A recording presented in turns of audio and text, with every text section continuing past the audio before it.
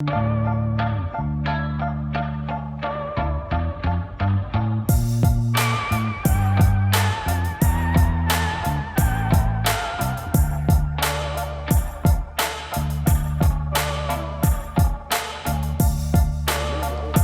so high right now, dog.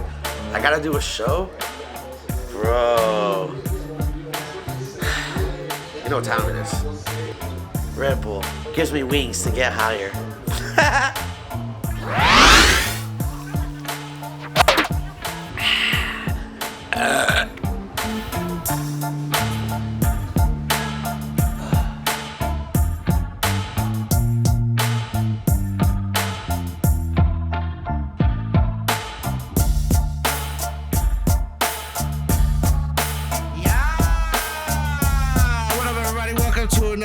Of the podcast, you know who it is, the highest host, Amiable. Thank y'all for joining and listening. You could be doing anything in the world right now, and you decide to listen to me, so we're gonna make it a great hour wherever you're at. I don't care where you're at. If you're in the car or at work or at the dispensary or at your mom's house or in the room or driving or running or hiking, whatever the fuck you doing, I appreciate you for listening. I got an awesome guest, friend, a controversial character right now, a passionate cannabis consumer, an event coordinator, a business owner. He's been through a lot in this industry. I'm going to get to him in a minute because there's so much to talk about. But I just want to talk about one thing real quick. You know me, every time I have something to fucking rant about. And, you know, last time I had Kyle Cushman on, it was a great show. Shout out to Kyle Cushman coming on last week. You know, he's an award-winning grower, been in the industry for many, many, many years. And he brought up something, and I was really thinking about it. And you know what? The more I think about it, the worse weed is getting. Like, we might think that it's great. There's all these new strains out there. Everyone's crossbreeding. We got all these exotic flavors. But I just feel like that true, like, passion to, like, get high and get that true gas is gone because the growers aren't really involved anymore. They're all, like, corporate grows now, and they got like schedules, and it's business, and they're just trying to make the best buck out of it. And it's not about like the flower now. It's more about just branding and packaging and hype and marketing. I made a little post on my Instagram about about the movie Aladdin. I don't know if you saw it, but the genie in the beginning is actually telling a story about the lamp to sell you the lamp. And the whole Aladdin thing is a made-up story by the salesman because he wants you to buy this lamp. And that's what I feel is going on with the weed industry now is you get all these people talking about these strains, hyping them up, and then you smoke them, and you're like, ugh. Like, you're just disappointed. And I just wish people would just go back into the passion of cannabis and the culture and the lifestyle. I feel like it's disappearing. People are forgetting the roots. People are forgetting what it was about. It used to be called a cannabis community. Then it turned into like the industry, right? Cannabis industry is a lot of like culture vultures and corporate. And now I feel it's more like a cannabis circus. I said this last time because there's so many clowns out here now. But what do you think, Dougie? Dougie with Hitman in the building. Douglas Dracup. What up, Adam? Chalice, Hitman Glass, Hitman Farms. Again, passion cannabis smoker, the hashaholic, spoken word. Yeah, man. Author, you made a book, right? Yeah, we you did a book, so an author as well. Yeah, but I'd say what do you call that? I'd say we didn't produce the book, I guess. Published. Yeah. Would you like created the content and put it together and got the theme? Curated it's called Chess Pieces, and it's basically about all the glass culture, which I feel like people are forgetting about. And it was just the art that went behind it and how functional pieces can also be used for everyday things like playing chess. Absolutely. So I was raised playing chess. My father's a chess master back east in Boston. Like, what do you mean chess East master? Coast. Like he's ranked as a chess player? He's ranked as a chess master. Well, how does that happen? You go to different tournaments, you play with different people. Okay. And, there's a whole subculture of chess. You said back east. That's where you're from, back east? Yep. I'm from Boston. Massachusetts. East Coast. Right. And moved out here in 2011. I've been coming out here for a couple years. Was really into how open people were in California with cannabis and how much more I guess involved cannabis was in people's lives. Right. It was like, I feel like California, LA is like a a starting point for a lot of things. It's like a trend-setting spot. And out here, you know, we just don't give a fuck. And we did get high everywhere. Yeah, but I came out for the glass pipes, honestly, at first. Because you're from the East Coast. Yeah. And you were really like, I was a weed person. You owned a glass shop, though. So I went to music festivals for a long time, and I started meeting glass blowers.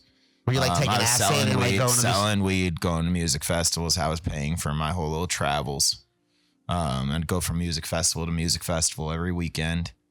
And sell weed. And then eventually I started going in as a vendor. Okay.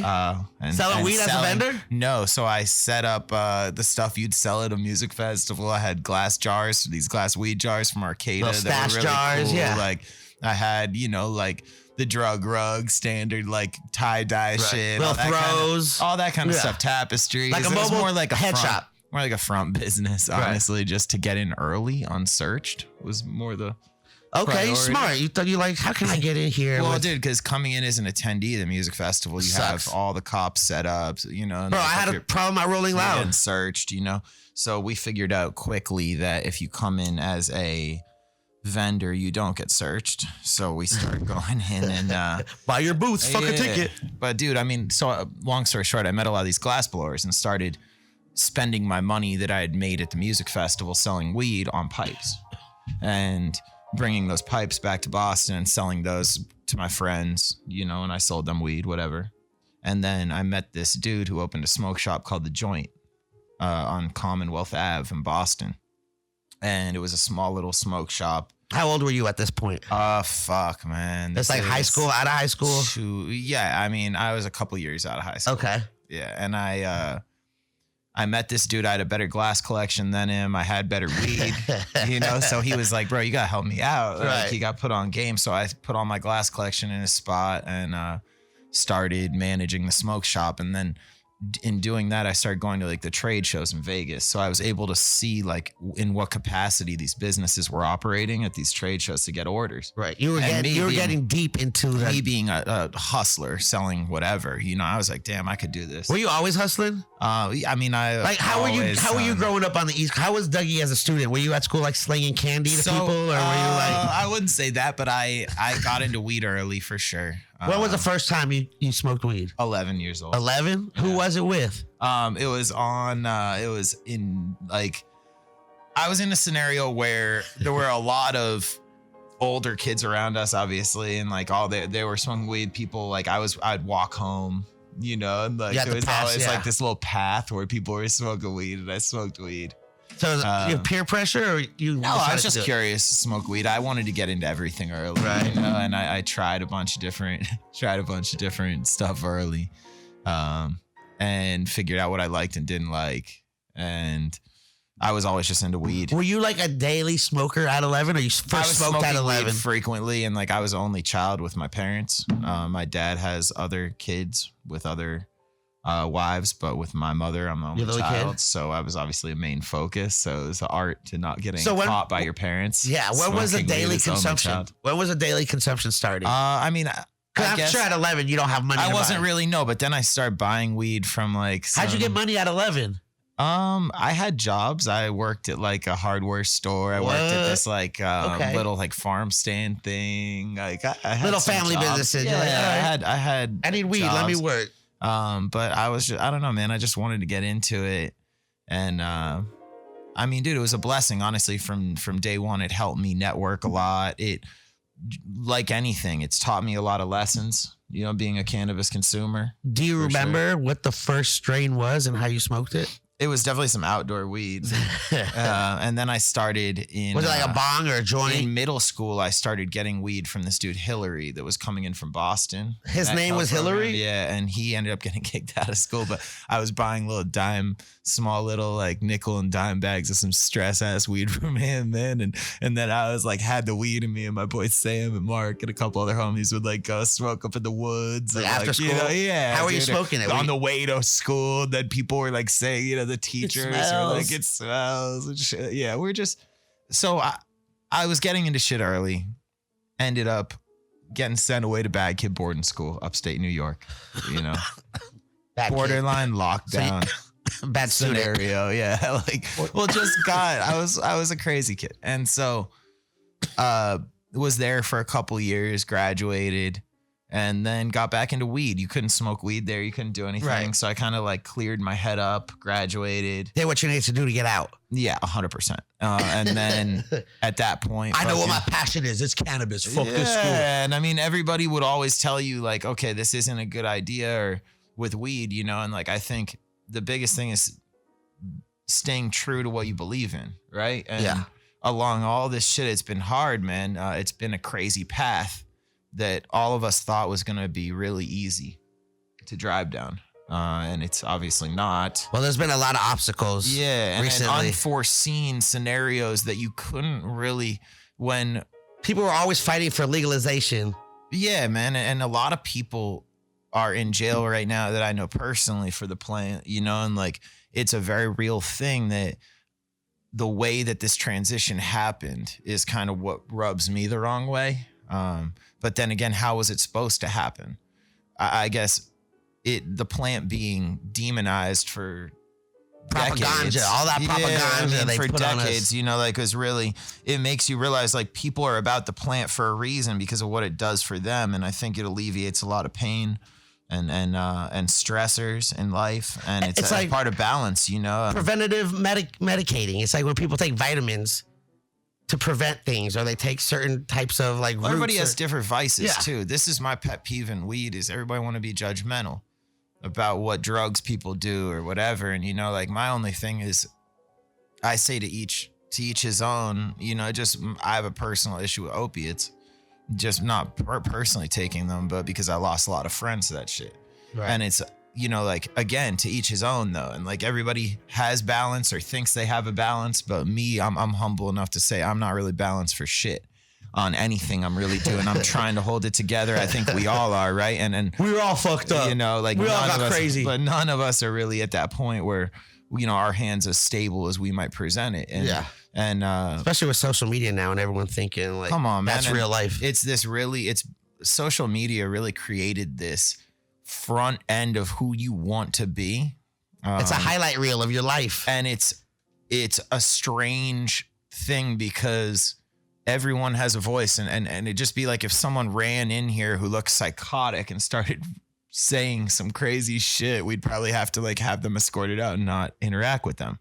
So it's like on social media, a lot of people can get to you in a way, or try to get to you in a way that isn't healthy, you know? And like, I think it's highlighted in our generation that people are really unhappy with themselves.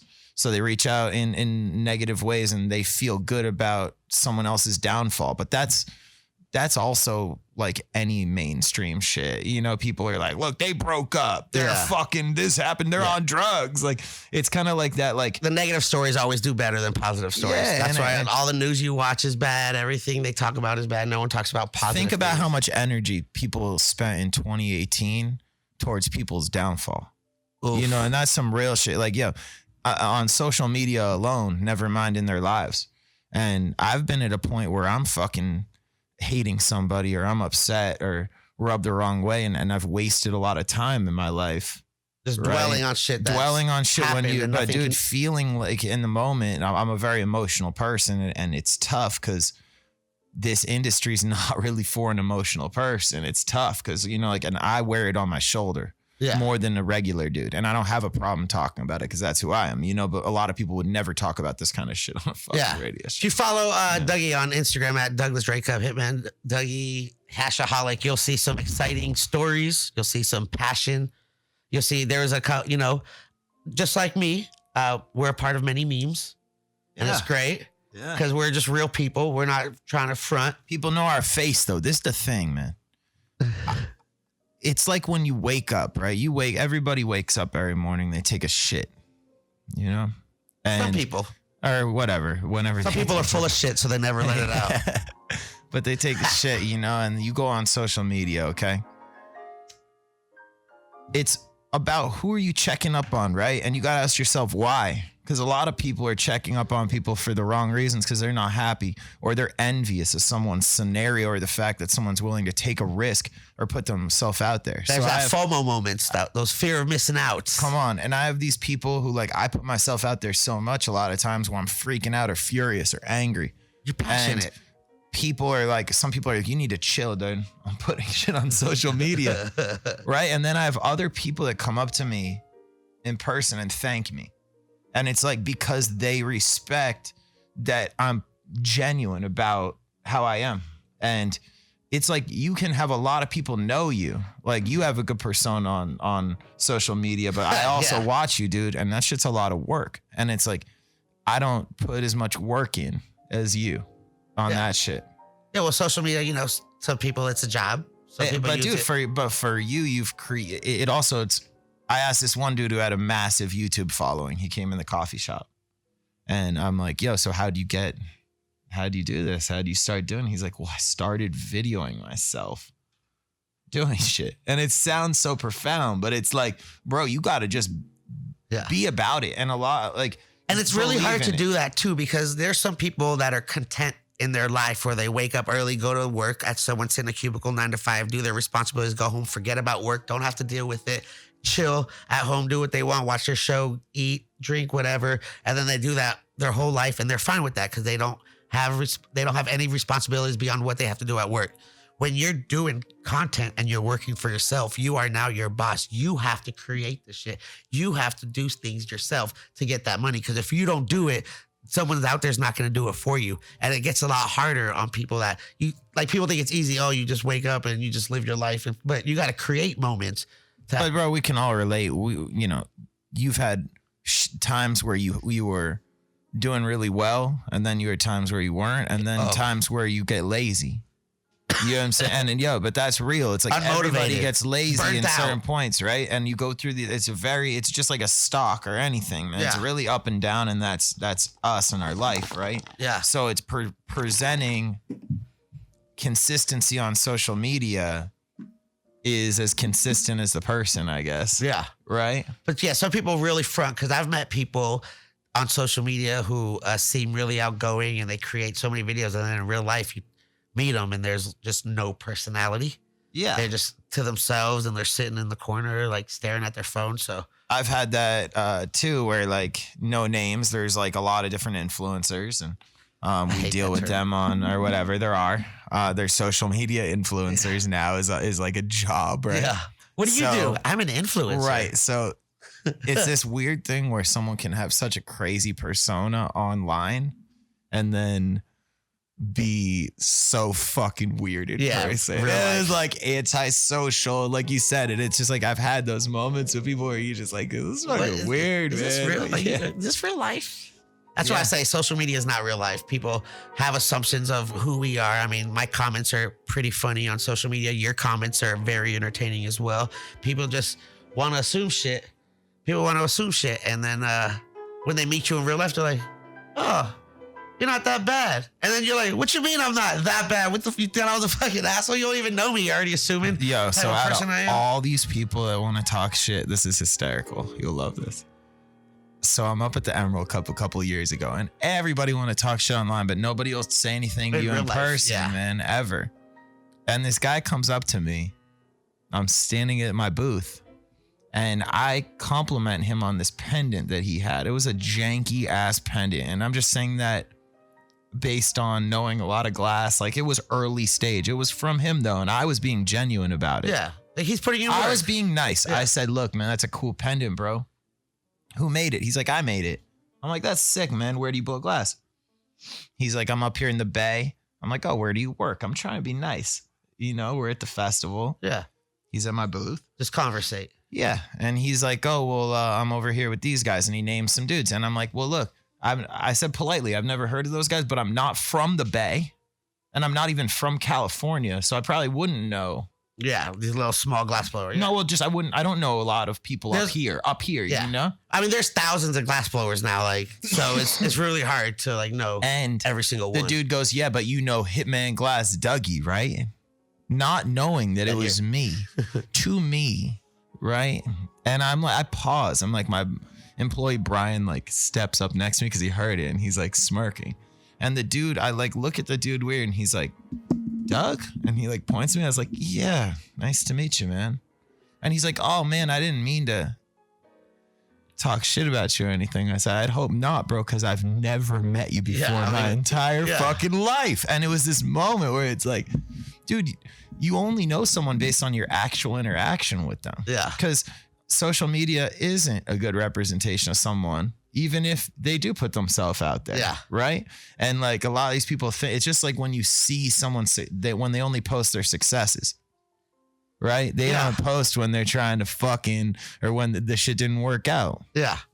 And that's a highlight reel. It's their highlight reel. Yeah. But come on, at some point, like we all have issues. Yeah. We all have our problems. We all have our personal things, our whole personal problems that we have. We all get in our own head. Come on. That's it. It happens. So here we are. So Dougie out here, you know, Hitman Glass, you might know from Chalice. So you're in Boston, Massachusetts. You discover weed at 11. You're passionate about it. You finish your obligated school. You go out. You start opening up a glass shop. Then you're like, fuck it. I'm moving to California. There's opportunity. We start Hitman with my boy Eric Wiseman. May he rest in peace. One of my best friends. He was my weed dealer back east. One of them. But he also for personal weed, and he was turned into a friend over the years, man. He was like the dude. I was going through my friend to deal with him for years. And then I finally was able to deal with him. And then like we ended up hanging out and like built a relationship. Built a genuine friendship over the years, man. And he went to festivals with me. Like, you know, we started Hitman together. And you know, I moved out. He was always just getting in trouble for stupid shit, man. Like, you know, it'd be like little, like it was never the big shit. He was doing crazy shit, but the stuff he was getting in trouble for was just stupid shit. And I think a lot of people can relate. It's never the big shit you really get caught up for, but it's that like shit where you're just slipping on some stupid shit or whatever. And so long story short, he had a case. So we're running Hitman out of his basement. His house ended up getting raided. I had to like save the business by like running all the labels and everything out the fucking basement. I moved to California. Eric still had a case, so he couldn't move. And I moved out in like the beginning of 2011. In September, Eric was killed in like a triple homicide, which is like been to this day like the gnarliest scenario I've ever had to deal with. I'm still dealing with it every day. And you know, losing somebody like that, it made me, people ask, they're like, damn, you're really passionate about this. And it's like, dude, well, you know, when you start something with someone and then you lose them, all you really have is that business and what you started with them. And a lot of people, I'm sure, can appreciate that. So, you know, we started Hitman. Eric got killed. I was out in California. And, you know, it came down to just trying to navigate this business by myself. Right. You came out in California 2011. I think that's about the time I first met you. Yeah. Because I was doing this podcast. I started in 2009. Yeah. I took a little hiatus at 2014. But I think when I was doing it, I started in like a studio apartment and I was moving, and then we made a mobile and we were doing it in like glass shops. And I think we did it. I think I had you in the back of the Skillet Tools office in the Valley. Remember Skillet Tools? One of the first dab tools. Dabbing became crazy. You started Hitman Glass. I remember it was the beginning. Yeah, so, I mean, dude, Hitman was all about, when I started Hitman, I met Steve Bates, which really inspired us starting Hitman. And Steve Bates is just a fucking genius, dude. And he's like a scientific glass blower. He has a background of scientific glass blowing. He's also a very authentic dude. And was able to, you know, we really hit it off, dude. He's a good friend. We've been through a lot together. I've seen him go through a lot. Right now he's, you know, got a kid. He's living up in Humboldt. He's happy. I'm happy for him. Yeah. I remember. He did a bunch of like crazy he perks. Started the turbine. Okay. The turbine bong, which spun water like a tornado, which I'm sure a lot of people know have seen versions of it. And I got one of those pieces and I'm like, dude, I'd love for you to make some more of these. And he didn't want to make them because he's not like a workhorse. He's like the idea guy. Right. Which has been a huge inspiration for me because I'm not really the dude making the pipe. You know, I'm like a dude designing the pipe. Right. But Steve's the one who can make the pipe and design it. So he made the torch tube and the turbine and some of these other things that I brought to market through Hitman. And we were fortunate enough to really be there as concentrates just started to gain popularity. Yeah. And you know, I remember like 2011, 12, it started becoming like dabbing was a thing. People were making we were special making all pieces this for shit, it. There were special nails made for it. It started becoming like the new way to consume cannabis. You guys were like in the forefront, like pioneering shit, you created the dab rig. Or I wouldn't say we created the dab rig. The torch rig. The torch Steve rig. Bates created the torch rig. tube for the torch, sure. Yeah. Not the dab rig, the torch rig. Sure. But like Correction. Man, I will say that, you know, glass pipes and being on the East Coast, it was drug paraphernalia. Right. And I never really planned having a bong company, but I was really inspired by like Illadelph, Roar, a lot of the brands that when I got into smoking, I wanted to Illadelph glycerin coil, you know? And there were a lot of, you know, JP from Toro. I remember glycerin. You put it in the freezer and shit. Attach it to your bong. It gets cold ass hit. Yeah, JP from Toro was a fucking legend, you know? And, you know, just getting to meet a lot of these glass blowers and getting more into the scene was just, dude, it really like... Yeah. It was a blessing that I had great weed. And that was always a major asset for me. And, you know, back east, you have to find the ladder to walk up it. It's not really as easy and open as California, where everybody has a delinquent cousin, brother, older brother. Someone knows somebody. And there's more weed. It was always more weed here. Back east, it was like Boston goes hard with weed. I mean, it's actually a massive smoking city, and there's a lot of colleges, and it's just a big underground scene. But I come from where weed was underground, dude. So like, now that weed's going illegal, I'm kind of like over here giggling because it's like how selling weed was on the East Coast before. It was underground, and California's not used to that. Everybody's down. They're down to post their location with all their with a duffel bag full of fucking packs. You know, it's like, dude, people are crazy right now. Yeah, they're putting boxes on tables. It's crazy. Yeah, and I mean, like, it's that comfortability at some point. Like, there will be a sweep, and people, there'll be some fear put back into people. If you look at any movement or anything, there's always some type of regulation, and what they did is they created law. And, you know, when it starts to be enforced this upcoming year, I'm just genuinely worried about a lot of my friends. Yeah, I see a lot of people. So we're gonna get into that. We're gonna get into that. I want to start from the beginning, like when you moved to California, 2011, Hitman Glass, start innovating things, creating certain rigs, start making things that are collabing with a lot of artists. Yeah. There was one really popular rig besides the torch tube that came out. It was the Dabbuccino. Yep, that was with Evol Glass. You guys made the Dabbuccino, and then ended up getting sued by Starbucks. It became so big, yes. Starbucks recognized it because this was a time when a lot of brands started recognizing the cannabis because they were just taking our popular cartoon characters or store names and just creating like Dabs R Us. So you would take your favorite cartoon character. Yeah, I took a class in copyright infringement. Yeah. And it was exciting, invigorating, and would I do it again? Yeah. But I am happy we did it. I'm also grateful that the attorneys over there, shout out Starbucks, you know, for being merciful on a small business owner like myself who doesn't really have any money to give them. But in the event that I did, I will and would. But you know, look, man, it taught me about trademarks, right? Because I have trademarks, right?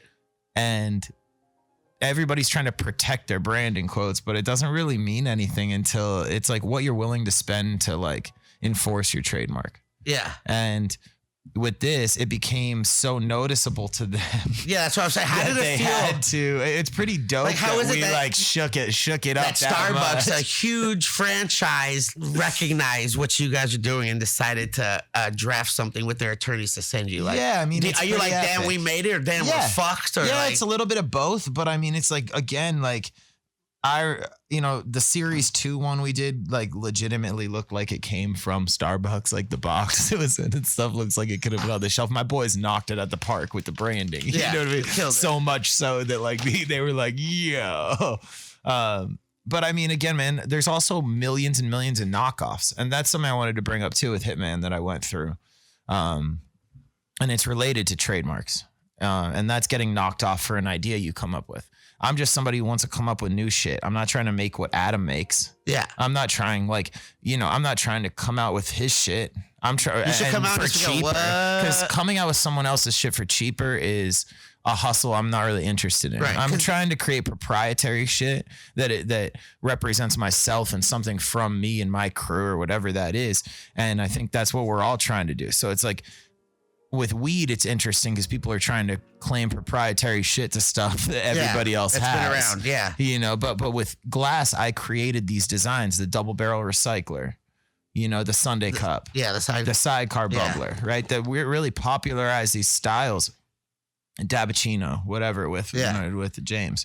These things all when you create something of value that's proprietary, you create a market for it. And with every market comes a black market and knockoffs.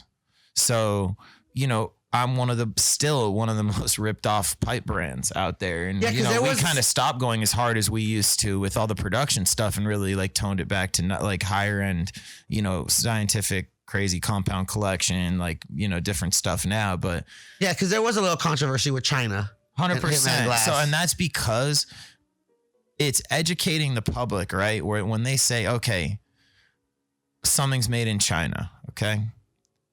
If a product's made in China, it could be with materials from here, there. Now, for me, in my situation, the stuff was made in America. And it was subcontracted to facilities like Zob, Roar. You know what I'm saying? I had a couple glass blowers in Philadelphia, New Jersey that would do pieces for me that I met through different facilities. Some of them were scientific facilities doing shit on the side that didn't want to be public about it. Right. But I wasn't someone who had my own studio for years. So people who knew that saw that vulnerability and created this whole he makes his products in China to try to devalue my brand. Right. Because I came up so fast. And what it is, it's tall poppy syndrome. When you get a rise above the rest, it creates shade. Yeah. And somebody wants to cut that top off so they can be the one to shine. Right. And I've been through that. Just like anybody who's making a real name or face for himself, you go through this experience where people create you to be some villain. You know what I mean? It's like anybody who knows me or who has known me knows that's not the case. But at some point, it's like educating people on what it is they're even criticizing. So now, creating products that are timeless, I've already made the double barrel, all these things where that's a Hitman product, and there's millions of knockoffs of those products, but I didn't enforce it. You rolled a fat ass wood. I did. I didn't enforce the trademark. So why do I have it? Because I didn't have the money to fucking enforce it. Right. So lawyers are expensive. But the point is, man, your trademark doesn't mean shit unless you also have a representing attorney on retainer ready to go. Right. And you got the as we get into this, all attorneys say that. Cut the check. Everybody wants their money, and at the end of the day, dude, it's hard to navigate in this space where everybody has their own personal interests involved in your business move. Right. Everyone wants a piece of the pie. Yeah. All right. So here you are doing the glass thing, blowing up, doing all these shows, creating events, then getting, dealing with hate, dealing with lawsuits and shit. And then there's a lot of festivals going on. There's a lot of events going on. And then you decide that you're going to throw one of the best cannabis festivals out there because you've been going to festivals. So I started the 710 Cup. This is right before I started Chalice. We did the 710 Cup, me and my buddy Ryan from Grassroots. Shout out to Grassroots. Yep, shout out to Grassroots. I still got my sweaters and shorts. Yeah. That was in Denver, Colorado. And Ryan is just another dude who is just really about it, was at all those things. We met each other organically at for a this festival? Dude, Mike Fro. Another glass blower. Yeah. And Mike Fro is somebody else who deserves serious credit in my life because he connected me with Banjo and a lot of these other big glass blowers and vouched for me. And I had money at the time to be spending on pipes. So obviously, like, he didn't need to vouch that much because we were spending money. Right. Money kind of spoke for itself. But at the same time, like, it opened the door for me knowing these people on a different level and supporting somebody like Banjo, who's one of the biggest and my favorite artist, at a point in his career that was, early in his career, and he needed someone who saw the value in his art. Right. And I'm someone who's always seen the value in glass pipes, and that was your life. It's a world, man. Like, it's a whole world, and I'm so How many used pieces do you have in your collection? Fuck, man. I don't know. Hundreds? Yeah. Thousands? I'd say hundreds. Over 500? Yeah, but it just depends on what size or capacity each piece is. You know what I mean? But yeah, I mean, dude, I've been collecting glass for 15 years or something. And I have a lot of like gems and pieces that are history, priceless in my opinion. And happened at a point in these artists' career where they were really at an artistic point, not in a production standpoint. Right. They're doing it for passion and the art. Right. For the and production. I think the balance for any glass blower is trying to, or any glass company is trying to have the bread and butter come in so you can you make that pay trademark for, piece. so you can also spend the time making baller artistic shit. Right. Them personals. So here you are, Ryan, Mr. Ruga, and Dougie. Start the 710 Cup. 710 Cup. Which was the first concentrate centered cup. Now, like, I was lucky enough to be judging High Times events, and was invited by Nico, great guy, Bobby Black when he was working for High Times, and I was able to be the old school crew, and I was able to see how they ran their event, the back end judging side of it, and see the reality of it. It was like a group debate on who wins, and there was kind of it was a different approach than what you thought it would be. But so for me, I saw some areas that I could improve on. This was my story when I judged. I judged for High Times a couple times. Yeah. The first time I judged for High Times, it was you pick up the pack. They give you a little, like, you download the little app, they give you a little piece of paper, and you vote. And then when you decide, you go to the little High Times house, and you all sit in a room with all the judges. And then talk about it. And then you say, oh, what was your guys' favorite? And so we'll be like, oh, I like number 22. So we'll be like, well, I like number 14. And people are like, oh, I had 14 on here too. I had 14 on here too. And they'll be like, oh, so should we put 14 on there? And then people would agree. Yeah. And then it was just kind of like a group debate. And usually your top three isn't what the top three was. That was the problem. And you're like, yo, y'all are sleeping right now. Like, well, y'all are picking all the wrong flavors. So that was seeing that. So what I realized was the dynamic in people that were judges. And what I fixated on was that judging experience and wanting more people to be part of it. I felt like it was too much to like friends of friends and little like, like political little circle thing instead of something that it was more, I mean, it was a great experience, but I thought a lot of people could experience that. And when I first went to the High Times Cannabis Cup in Amsterdam, I thought that's what the experience was going to be. Yeah. You were going to get to taste everything, but instead you get the lanyard making you look like a fucking custy. So you can walk around tourist, and look like a tourist. Visit all the coffee charged shops. top dollar for fucking whatever. Okay, strains. Exactly, man. So, like we started the 710 Cup. I did the concentrate side of it and like the whole breakdown of all the entries. We got it tested through a lab. We went science before it was science. We had judge kits. Hitman did the judge rigs. Yeah. Grassroots did a bunch of sick gear for it. Ruga did all the production side of it. I did the like concentrate part, which at the time I was like, this is the risk, I was taking.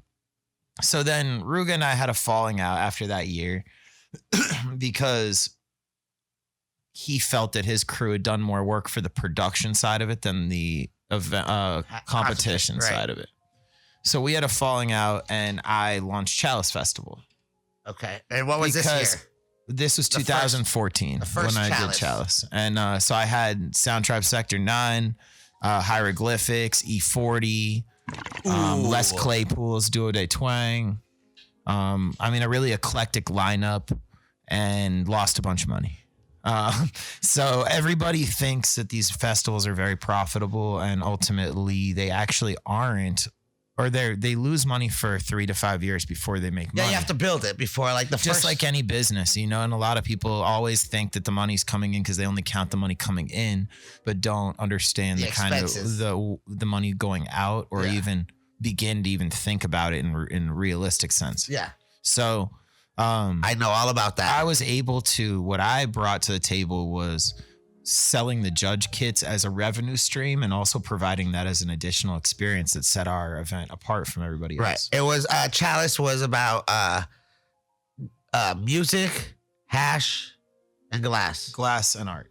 Yeah. All right. Yeah. So we had a lot of live art on site, and live murals getting painted. A lot of big artists. Live We've glass had blowers. We've had Kenny Scharf over the years. All the CBS crew. Man, for me, like, Chalice became this thing where it's like, if you can dream it, let's try to do it and like make it a reality. And man, I was so empowered by throwing Chalice Festival over the years, you know? And this was at a time before regulation. It was just Prop 215.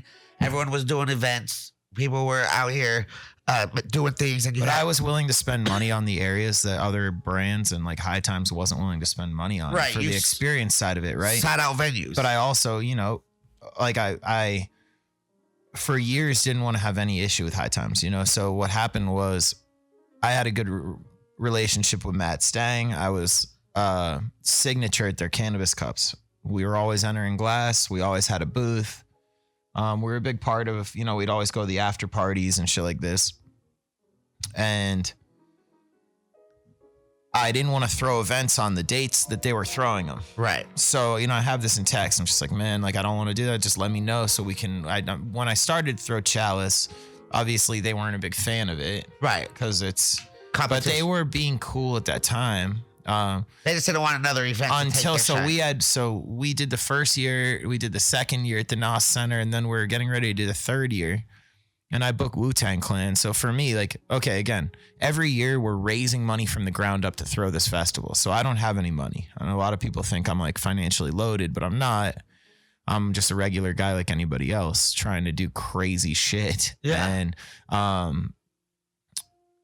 you know, not having the money every year, you're behind the ball. So you're paying a premium on everything. Right. And a lot of people don't understand that because, you know, if you're doing something on terms, and, you know, every year I'd be like losing a couple $100,000 and, you know, maintaining those relationships. But you're passionate about this event. Man, the event has to happen. Once you start doing something, you can relate. It's like, no matter what barriers or mess you've created, you got to like push forward and get out of that situation.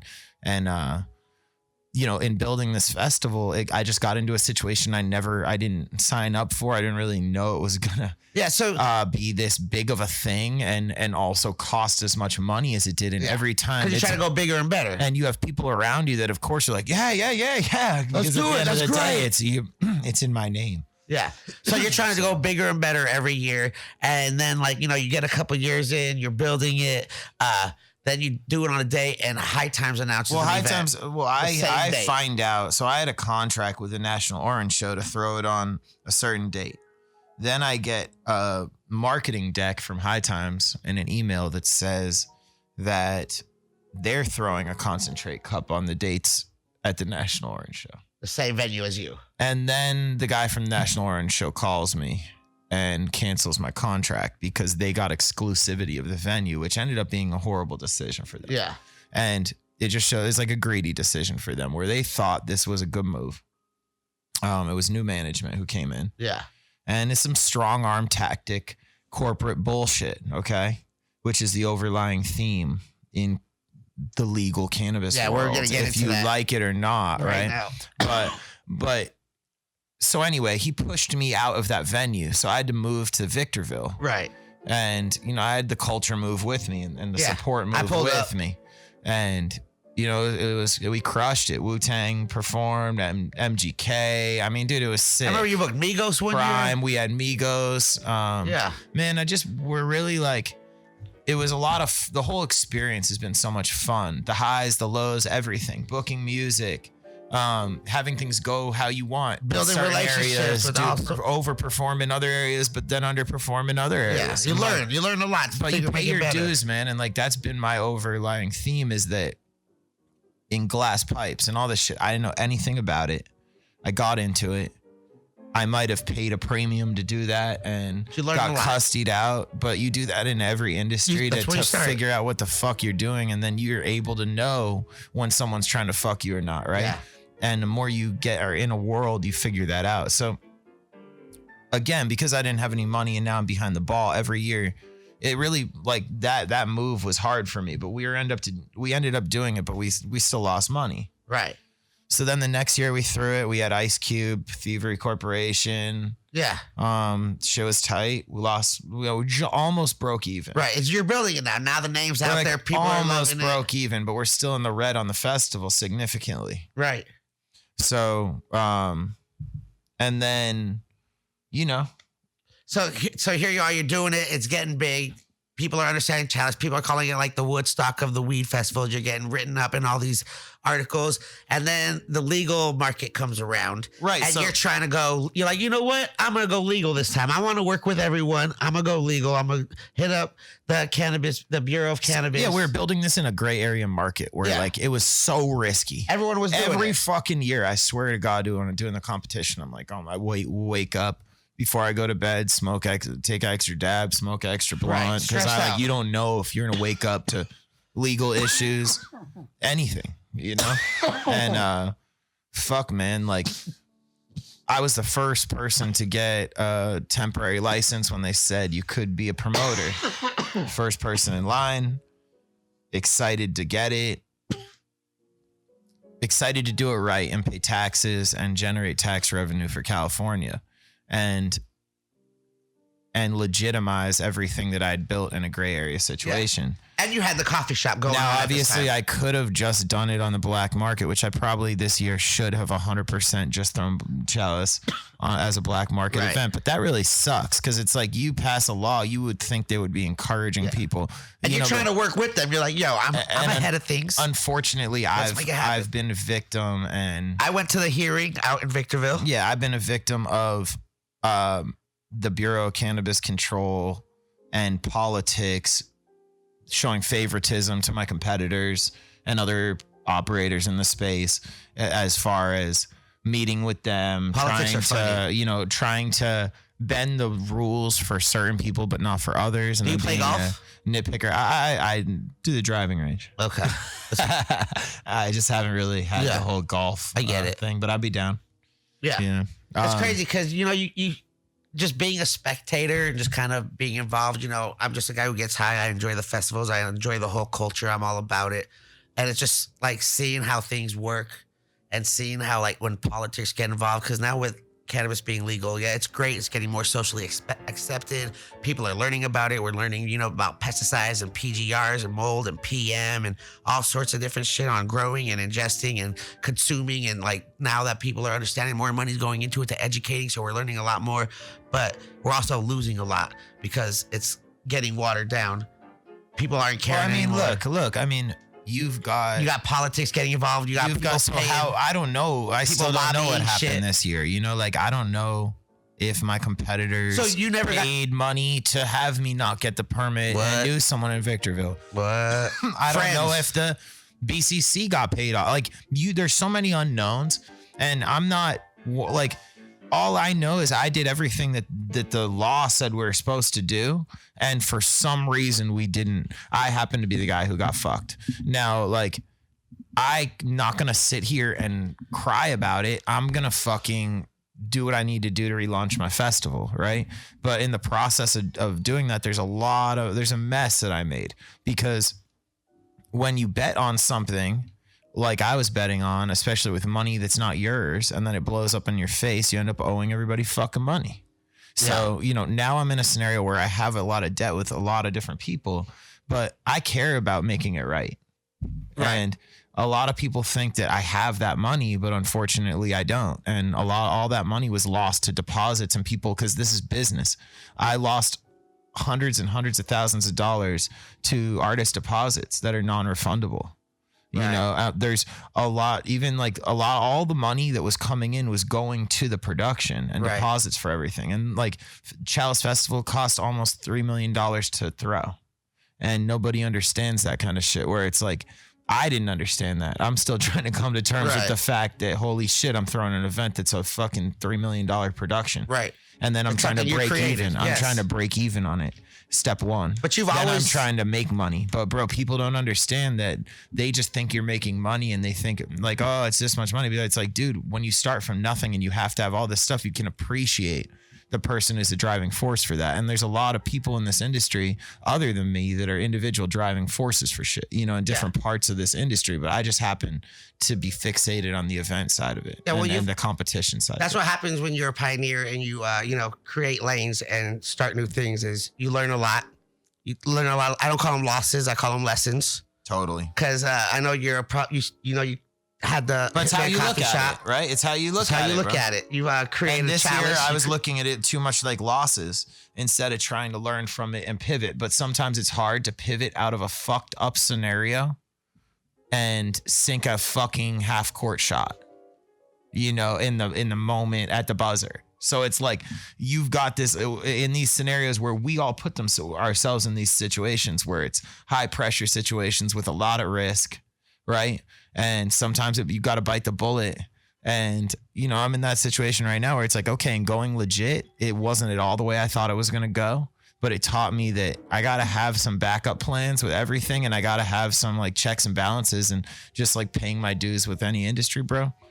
I don't know, man. It got to a point where, you know, I'm in a tough spot, but I'm going to get out of it. And it's that glass half full shit. You know, like, and that's it. Like that's it.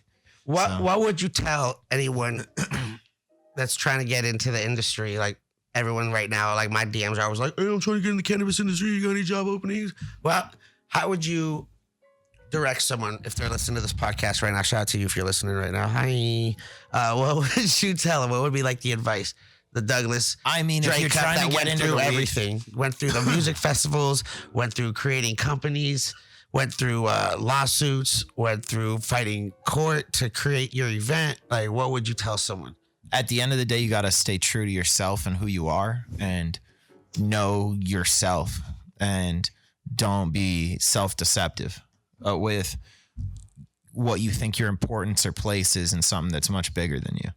And the weed industry is huge. There's a lot of people, and everybody is a know-it-all. And you need to navigate and take everybody's word as a grain of salt, because everybody presents what they have as facts when it's just opinion.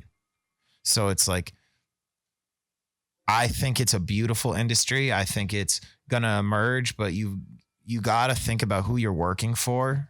And it's a lot of small companies that are going corporate. So, you know, don't like... A brand could be the brand, you know, but got bought by new people who are terrible people. Monsanto. So, you know, like Monsanto. The trust thing is something I would be very weary of. But I would say, like, you gotta do your own thing, and like you can't rinse and repeat somebody else's shit for less money. Right. That's like what I didn't do with pipes. So if you get anything out of it, it's like, do your own thing, but you got to really be about it. And you got to be targeting yourself as a consumer, and know if you are the actual demographic or not. You know what I mean? You hear that? Bang. Get it. Be you. Be original. Be true to yourself. Figure out what you want. Find your lane and be in it. What's next with Douglas Dracup? Man, this year next? Right here. 2019. What are we going to see? I'm going to go buy some suits, man. I see you lost a lot of weight. Boy, I lost 40 pounds, man. I feel great. You're out here gonna get some tailored suits. Grateful for that, and just pushing into 2019, 2020 with an agenda, and not gonna take no for an answer. And fucking, what are you smoking? Smoking my favorite weed, the haze. What? The piff, you know, East Coast. What? Clearly in the building, Purple Haze Properties. You know we rocking it, dude. The Haze in the Haze building? Yeah. Is that your favorite weed? What's your number one? What's your go-to? Out here, I gotta rock with certain OGs. Nameless, Garrison Lane. What? You know what I'm saying? LA Kush. You got one of the boxes for the holidays? I did. You know how to open it? I do. Did you learn? Yeah, I learned. I didn't break mine. You know how to open it? I have broken pieces. One here and one here. It's gone. Yeah, that was a great gift from them. But dude, they're great guys. But there's so many great people out here. There's so many people I had to name. Don't break it. And I got mad love for the LA weed scene. I'm happy I live in Los Angeles, dude. It's a great experience, and it was great to be up north for the Emerald Cup. I rock with California heavy. Yeah, that's why I live here, man. West Coast, West Coast. Shout out to the East Coast too, because they're changing it up, and it's definitely getting more weed friendly. So I'm rocking with it. Well, where can people find you? What are you up to? You got the Instagram, social media, website. You got Snapchat, Twitter. Yeah, I got my IG, Douglas Dracup. What? Full name. You got to remember my last name. You know, I'm trying to grow up a little bit. We out here, real life. We're real people. Know who I am, you know? This is real people right here. Yeah. Whatever you see on social media is not real life. Yeah. When you see us in real life, come say hi. I had one person, because, you know, people always up in the comments are like, oh, fuck you, da, da, da. I'm like, yeah, y'all say it on the internet. If you see me in real life, just, you know, I'm there. Come say hi. The fuck I off. tell you where I'm at. One guy came up to me. I was like, hey, what's up? I was like, what's up? He goes, yeah, you know, you told me to tell you, so I just want to let you know I don't like you. I was like, all right, cool, G. I appreciate you coming in real life and telling me that. Here's some dabs, dog. Thank you for at least being real and doing that. And then, he's a fan, though. And then he's like, you know what I mean? Like, this is the thing, man. You can love to hate somebody. You can love to hate somebody, but at the end of the day, you love it. Now he is. And there's so many brands like that, you know? He was just like, oh, you're a cool, good dude. I was like, man, whatever you see on real internet ain't real, dog. This is it right here. See? Luscious Locks, the highest host out here. Getting high everywhere. You can link up with me. I tell you where I'm at. Y'all want to get high with me? Let's go. And then we might do some things with Purple Haze. I got some giveaways coming up, maybe a little bit. But shout out to Dougie. I feel like I could talk to you for like another hour about a bunch of shit. No doubt about it. That's the problem with any interview. Yeah, but I appreciate you coming through. Big ups. He'll probably come back soon. I know there's a lot more we could talk about. Yeah. We barely got into I'll be over here, man. anything. We just learned the Dougie and the influence of the corporate cannabis into the scene. Just don't lose the culture. That's what I always say. Remember with the cannabis roots, where we came from, where we are. This used to be a community. We used to be passionate about it. There used to be growers that love the plant and were really passionate about it. And now they're just like, people are just getting warehouses and growing and not making any good weed anymore. And it's just sad to see. But y'all know who it is. Highest host. The podcast is back. Appreciate y'all. Have a happy holiday. New Year's is coming Happy up. holidays. Say hi to your loved ones. You already know. Shout out to Purple Haze Properties.